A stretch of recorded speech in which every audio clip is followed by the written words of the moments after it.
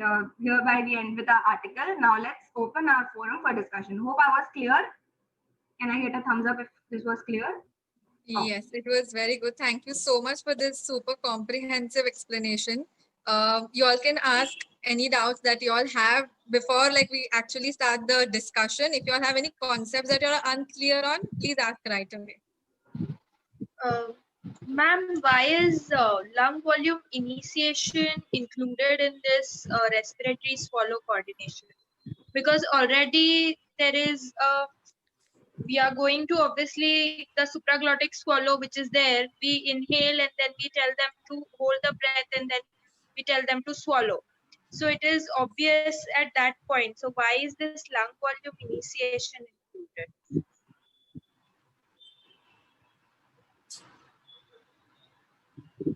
Can I answer that for you? Yes, ma'am. Yes. Okay, so lung volume initiation is operationally defined in this paper.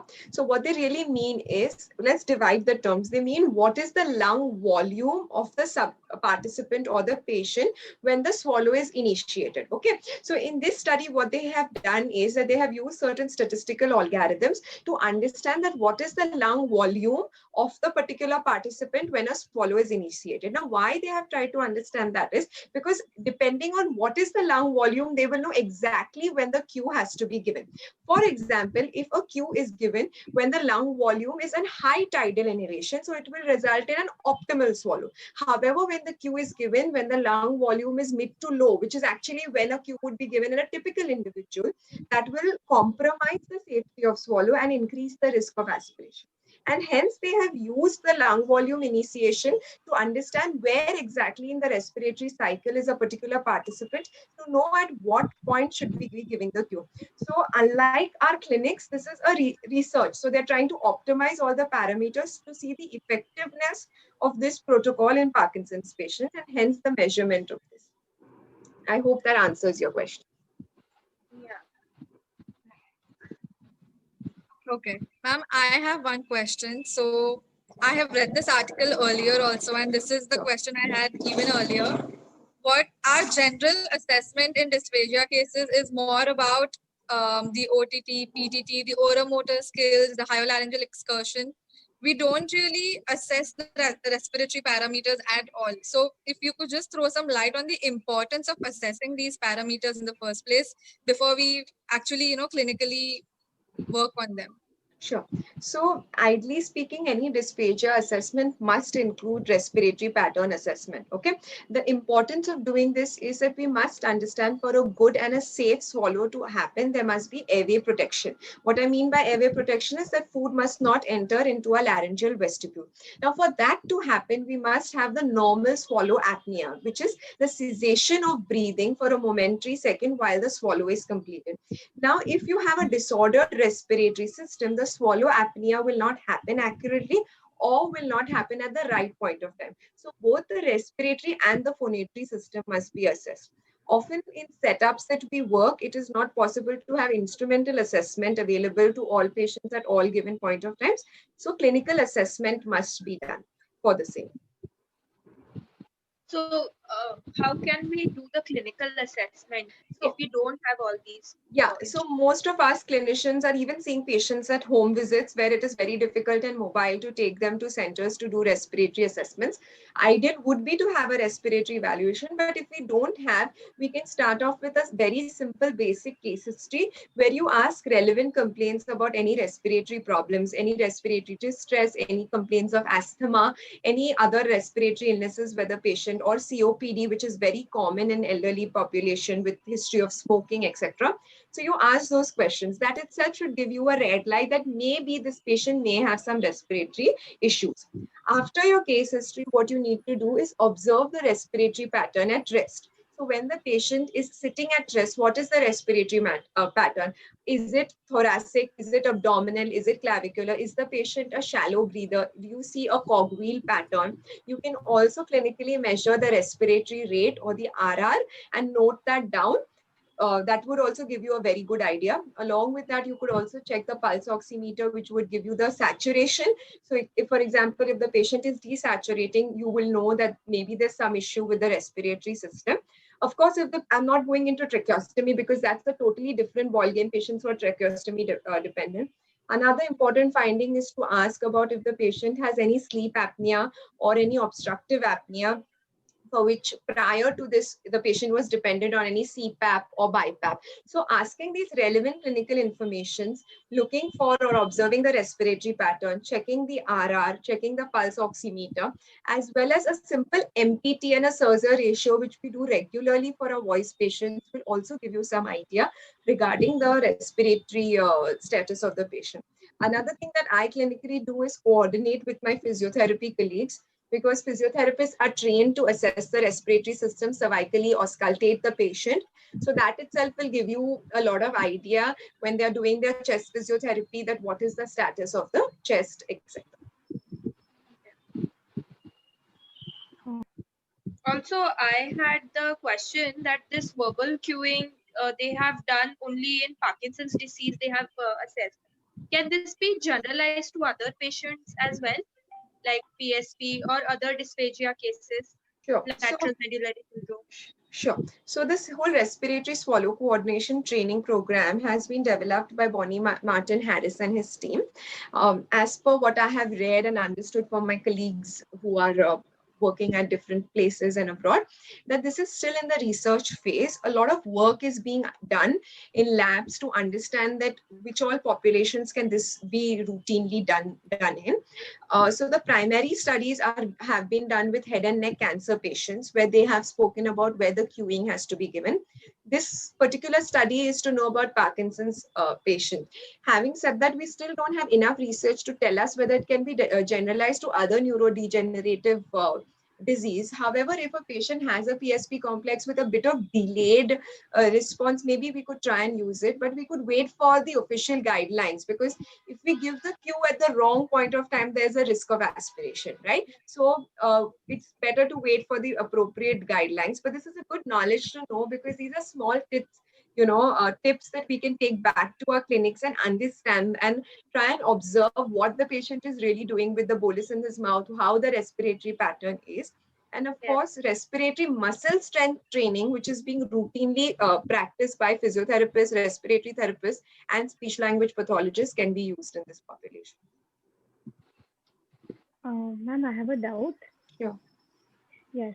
Will it also, like how they did the verbal cueing, will it also, do we also need to consider the medication, and for the patient, will that also have an effect? Yes. So in this study, they have tried to remove or eliminate the effect of the dosage of the medicine, because as Aditi rightly pointed out, that when the patient is on an on effect, the latency, the reaction time is much different versus the on off effect. So they have tried to consider that as well. And hence they've given the guidelines that you must know when to give the verbal cue or refrain from giving the verbal cue. And generally, clinically, for most Parkinson's patients, we often tell them to have their meals or do majority of their meals or their speaking activities when they are in the on time. But with my little limited clinical experience that I have seen that the on time and the off time vary from patient to patient, the dosages they are, what are the other medications that they are taking. So yeah, we have to consider all those factors.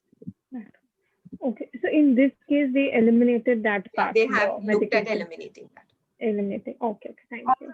Along with the medication, I think cognition will be another very important factor to be considered. In this study, they have done MOCA actually, and they have seen and they have ruled out that there is no major cognitive issues. But if that would be there, then they will not be able to really understand our instructions to keep the bolus held in the mouth and when to do. So that will that is a question mark again. Correct. That is the point. With one question with relation to what Ulisha just said about the cognition, is just a hypothetical question again. So if a patient has cognitive difficulties or decline, so would we work on that aspect more if prior to the verbal cueing, or would we try using it together, or would we then not use the verbal cue strategy and do the traditional way that we kind of do, like So any basically, any Aditi, if you look at any patient at a whole, so clearly in research, we cut out all the variables and try and take the True. ideal candidates, but the world is not Yeah, ideal. Often true, true. Parkinson's coexists with frontotemporal dementia, or it's a PSP, or sometimes there's an True. initial diagnosis of Parkinson's moving on to an MSAP, which is multi-system atrophy. So clinically, we would really look at all the areas and we would try and work Okay. with it simultaneously. We will have Okay. to, as clinicians, know which of our patients are actually ideal candidates or participants for this kind of an approach. Okay. From what I understand, maybe patients who are in the initial phases of Parkinson's or the initial stages of Parkinson's would be more ideal candidates for this kind of approach than latter. That time, even the cognitive effects, etc., are much lower. Language is much better. The Yes. aspiration is not on all consistency. So then this kind of an approach would be a better way to work with them. Okay. Yeah, thank you. Ma'am, I have a small doubt. So when we work with an individual with Parkinson's, we just don't work with the respiratory and swallowing coordination. We work with a different, compensatory mechanism. We take so many technique into consideration. So Correct. when we take an example, we are taking a supraglottic swallow or Mendelssohn maneuver in order to protect the airway. And how does queuing at that point of time we can use, like, it will be very difficult for a clinician to queue at that point of time when we are using a multiple techniques, right? So, correct, absolutely correct. That when we see a patient, we're using LSVT, we'll be using an EMST, we'll be using some techniques of traditional therapy, and as well as to maintain the diet of the patient, you will be giving or prescribing your swallow maneuvers and your compensatory strategies. So, in this article, what they're trying to say is that if you're working on a particular consistency, then during your sessions, they haven't studied the effects of carryover. During your session, you take a particular consistency or maybe two consistencies, and on that you try and train the patient. So how the whole, so I'll try and tell you a bit about the protocol. So maybe then this question would be answered. How they've done it is that they've divided the whole protocol in a duration of a month's time, and it's divided into three phases. The first phase is the identification, second is acquisition, and third is mastery.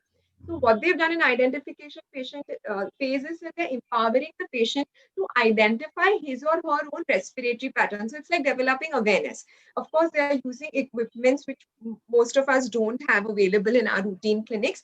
So they're helping the patient using graphs as well as the graphs of the ribcage movement of the patient, identifying the different respiratory patterns, identifying which are the different phases and in which phase should they try and initiate the swallow based on the cue, and then mastering this without the verbal feedback. So of what I understand is that this would be a part of your therapy. So maybe if the patient has a problem with thin liquids like water or coconut water or a clear soup, then maybe those things could be worked on using this technique. However, when the patient goes back to a real life situation, he or she will continue to use the compensatory strategies. And then when you start to see an improvement and the patient has reached the 80% and the 90% criterion, then you will try and generalize this. That is at least what I have understood out of this article, because they haven't really explained how you would use it in rehab in detail in this article, but I guess that makes most clinical sense. Thank you, ma'am. Yeah. I had one last question, sorry. So, do you think we could also train like the caregivers to do a technique like this? How easy or difficult would it be to get them involved in something? So this is very like tiny, right? How do we get it across to them, and how does it transfer over a period? Yeah, I guess, Preet, that's a very good question. So first thing, and very practical, because ultimately we are not omnipresent and we wouldn't really be there with the patient, and most of the feeding is managed by the caregiver. But what I understand this protocol is trying to say is that till the patient themselves have not mastered the 90% criterion level of themselves without a visual feedback, identifying when to initiate a swallow, this is not done at home. So they're kind of removing the role of the caregiver, because for the caregiver, imagine if it's so difficult for clinicians to be trained, how difficult it would be for the caregivers to be trained to give a cue. But I guess once the protocol is available for clinical use, more clinical use, and more of us start getting trained and use this, maybe we'll learn how to use this with the caregivers as ourselves. Okay, ma'am, just one last question, sure. and it's slightly digressing from the article because the training guidelines are not yet available. What are the other methods that we can use to work on respiration for these cases? Sure. So, you can, there are lots of techniques for respiratory training. So actually the protocol is available in another article. Maybe you could share the article with the other participants as well. But yes, still clinical guidelines of its use are not out, as you rightly pointed out. There are a lot of respiratory techniques that you can use. The most popular are the respiratory muscle strength training. In that also the expiratory muscle strength training, which is known as EMST, has been researched and used a lot in Parkinson's patient, wherein the premise of that is working on neuroplasticity and training the expiratory muscles of a patient. And it is known and it is proven that when you work on the expiratory muscle strength, it automatically improves the risk of decreases rather the aspiration, etc., seen in a patient. So you have devices like the breather or the EMST. The EMST is available on Amazon now. So you could place an order and try it out yourself. It costs around 5 grand, etc. And there are a lot of blogs like the Dysphagia Cafe, and the ASHA also has certain resources put up which tell you how you must get trained to use that. So this is for expiratory muscle strength training. Apart from that, what a lot of clinicians also clinically use is the spirometer, the incentive spirometer in these patients. Lots of people also try and use the deep breathing exercises. In fact, now there is a lot of research of yoga and the yoga breathing exercises in Parkinson and neurodegenerative conditions. So in all the patients, based on the requirement of the patient, we'll try and work, because we know that the cogwheel respiratory pattern is very common in Parkinson's, so that must be addressed. Right. Okay. Okay. Anything else? Any other query, question, or any other point of discussion? Pooja, you're on mute. Just one thought which I had was supraglottic swallow and this respiratory swallow coordination. I find it somewhat similar.